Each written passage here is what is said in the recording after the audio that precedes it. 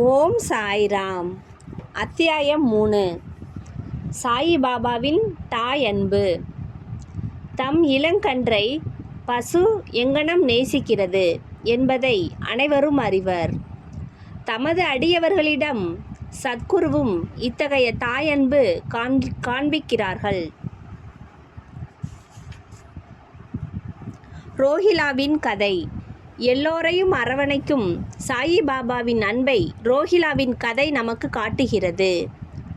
உயரமாகவும் வாட்டசாட்டமாகவும் காளையை போன்ற வலிமை உடைய ரோஹிலா என்பவன் ஷீரடிக்கு வந்தான். நீண்ட கம்பனி என்னும் உடை அணிந்திருந்தான்.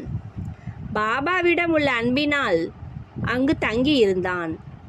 இரவும் பகலும் திருக்குரானின் பாடல்கள் சப்தமாகவும் குரூரமாகவும் ஒப்பித்து அல்லாஹ் அக்பர் என்று கத்துவான்.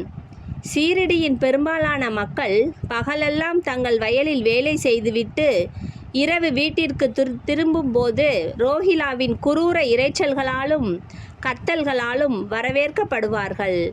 அவர்கள் தூங்க முடியாமல் மிகுந்த தொல்லையும் அசௌகரியமும் அடைந்தனர்.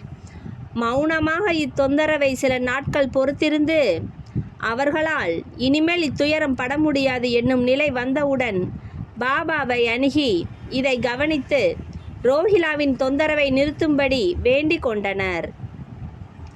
பாபா அவர்களின் வேண்டுதல்களை கவனிக்கவில்லை. மாறாக அவர்களை கடிந்தார். அவர்களை தங்கள் வேலைகளை கவனிக்கும்படியும் ரோஹிலாவை கவனிக்க வேண்டாம் என்றும் கூறினார். மேலும் அவர் ரோஹிலாவுக்கு மிகவும் கெடுதலான மனைவி ஒருத்தி இருக்கிறாள் என்றும் அவள் உள்ளே வர முயன்று ரோஹிலாவையும் தம்மையும் தொந்தரவு செய்வதாயும், ஆனால் ரோஹிலாவின் பிரார்த்தனைகளை கேட்டவுடன் அவள் உள்ளே நுழைய துணியவில்லை என்றும், ஆதலால் அவர்கள் மன அமைதியுடனும் மகிழ்ச்சியுடனும் இருக்கிறார்கள் என்றும் கூறினார். உண்மையில் ரோஹிலாவுக்கு ஒரு மனைவியும் கிடையாது. அவனுக்கு மனைவியாக பாபா குறிப்பிட்டது துர்புத்தி, அதாவது கெட்ட எண்ணங்களாகும். ஏனெனில் வேறெதை காட்டிலும் கடவுளிடம் வேண்டிக் கொள்வதிலும் முறையிட்டு பேரிரைச்சல்கள் செய்வதையும் பாபா விரும்பினார். அவர் ரோஹிலாவின் பக்கம் இருந்து ரோஹிலாவின் இரைச்சல்களையும் கூக்குரலையும் பொறுத்து கொள்ளுமாறும் அவை சீக்கிரம் மறைந்துவிடும் என்றும் கூறினார். ஓம் சாய்ராம். ஜெய் சாய்ராம்.